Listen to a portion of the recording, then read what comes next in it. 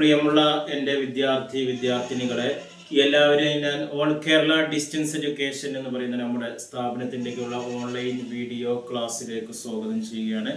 ഇന്ന് ഞാൻ നിങ്ങൾക്ക് മുമ്പിൽ പ്രസൻറ്റ് ചെയ്യുന്നത് NISൻ്റെ +2 പൊളിറ്റിക്കൽ സയൻസിൻ്റെ ന്യൂ സിലബസ് അനുസരിച്ചുള്ള ക്ലാസ്സാണ്. 26ാമത്തെ ചാപ്റ്ററായ ഇന്ത്യസ് ഫോറിൻ പോളിസി എന്ന് പറയുന്ന ചാപ്റ്ററിൽ വരുന്ന മൾട്ടിപ്പിൾ ചോയ്സ് ക്വസ്റ്റ്യൻസ് ആൻസറാണ് അവതരിപ്പിക്കുന്നത്.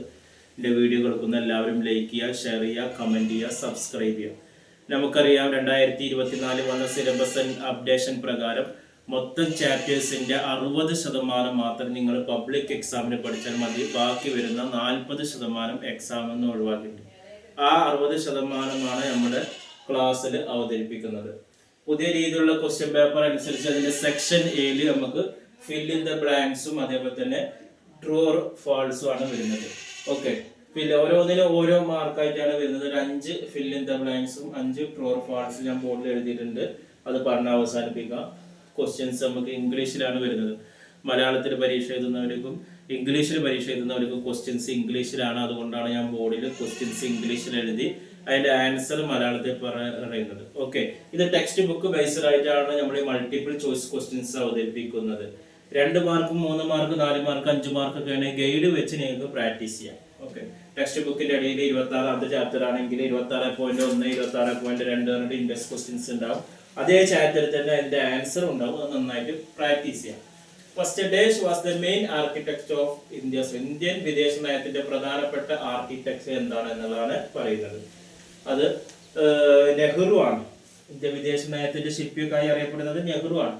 രണ്ടാമത്തത് ആഫ്രോ ഏഷ്യൻ കോൺഫറൻസ്, ആഫ്രിക്കൻ അല്ലെങ്കിൽ ഏഷ്യൻ രാജ്യങ്ങളുടെ കോൺഫറൻസ് 1955 എവിടെയാണ് നടന്നത്? ബാൻഡുങ് എന്ന് പറയുന്ന സ്ഥലത്ത്. ബാൻഡുങ്, BANDUNG.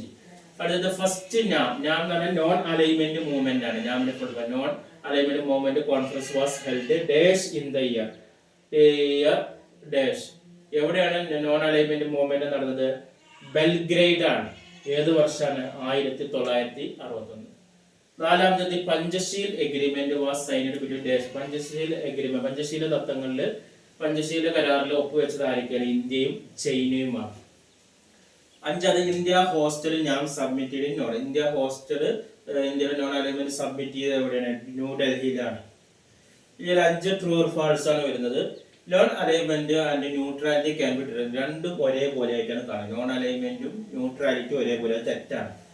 രണ്ടാമത് ഇന്ത്യ ഓപ്പോസിറ്റ് പോളിസി, ഇന്ത്യ എതിർത്തിട്ടുണ്ട് policy of apartheid as a practised by the government of South Africa. അത് ശരിയാണ്. മൂന്നാമത് Nehru along with Tito and Nasser played a major role in the founding NAM ആണ്. അപ്പോൾ ആരൊക്കെ? നെഹ്റുവിന്റെ കൂടെ ടിറ്റോയും നസീറും ഒക്കെ എന്ത് ചെയ്തിട്ടുണ്ട്? ഈ നാം രൂപീകരിക്കുന്നതിന് പങ്കുവച്ചിട്ടുണ്ട്. അത് ശരിയാണ്. അടുത്ത international relation in the post called war period based upon the bipolar model. അത് തെറ്റാണ്. Kashmir issue become the biggest foreign policy. Kashmir പ്രശ്നം എന്ന് പറയുന്നത് വളരെ പ്രധാനപ്പെട്ട ഒരു വിദേശ നയത്തിന്റെ പ്രശ്നമാണ് ഇന്ത്യയിൽ 1990. അപ്പോൾ കാശ്മീർ പ്രശ്നം 1990 ഇന്ത്യൻ വിദേശ നയത്തിന്റെ പ്രധാനപ്പെട്ട പ്രശ്നങ്ങളിൽ ഒന്നാണ്. അതും ശരിയായിട്ടാണ് വരുന്നത്. ഓക്കെ, പരമാവധി ഇതിന്റെ ആൻസർ നിങ്ങൾ ഇംഗ്ലീഷിൽ തന്നെ എഴുതാം. 2 മാർക്കും 4 മാർക്കും 5 മാർക്കും നിങ്ങൾക്ക് മലയാളത്തിൽ എഴുതാം. എന്തെങ്കിലും സംശയം ഉണ്ടെങ്കിൽ നിങ്ങൾക്ക് ചോദിക്കാവുന്നതാണ്. തുടർന്നുള്ള ക്ലാസ്സുകൾ ലഭിക്കാൻ നമ്മുടെ ചാനൽ സബ്സ്ക്രൈബ് ചെയ്യുക. എല്ലാ വിഷയത്തിന്റെയും മലയാളത്തിലുള്ള ഗൈഡുകൾ ആവശ്യമുള്ളവർ നമ്മുടെ വാട്സപ്പിൽ കോൺടാക്ട് ചെയ്യുക. അഡ്മിഷൻ സംബന്ധമായ കാര്യങ്ങൾക്ക് 1 മാസം കൊണ്ട്, 2 മാസം കൊണ്ട്, 3 മാസം കൊണ്ട്, 6 മാസം കൊണ്ട് SSLC +2 ഇന്ത്യയിൽ മുഴുവൻ സ്റ്റേറ്റുകളിൽ നമ്മൾ അഡ്മിഷൻ കൊടുക്കുന്നുണ്ട്. അഡ്മിഷൻ എടുക്കുന്നത് എല്ലാവർക്കും ഫ്രീ ആയിട്ടുള്ള ടെക്സ്റ്റ് ബുക്കുകൾ, ഗൈഡുകൾ, അസൈൻമെന്റുകൾ, പ്രാക്ടിക്കൽ റെക്കോർഡ് എല്ലാം നൽകുന്നുണ്ട്.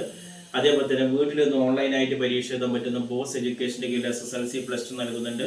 അതുപോലെ തന്നെ Sreenarayana IGNOU university degree PG അഡ്മിഷന് നമ്മൾ നൽകുന്നുണ്ട്. കൂടുതൽ വിവരങ്ങൾക്കും അഡ്മിഷനും കോൺടാക്ട് ചെയ്യേണ്ട വാട്സപ്പ് നമ്പർ നമ്മുടെ ചാനലിൻ്റെ ഡിസ്ക്രിപ്ഷൻ ബോക്സിലുണ്ട്. അത് നിങ്ങൾ കോൺടാക്ട് ചെയ്യുക. 9037114679. Okay, thank U.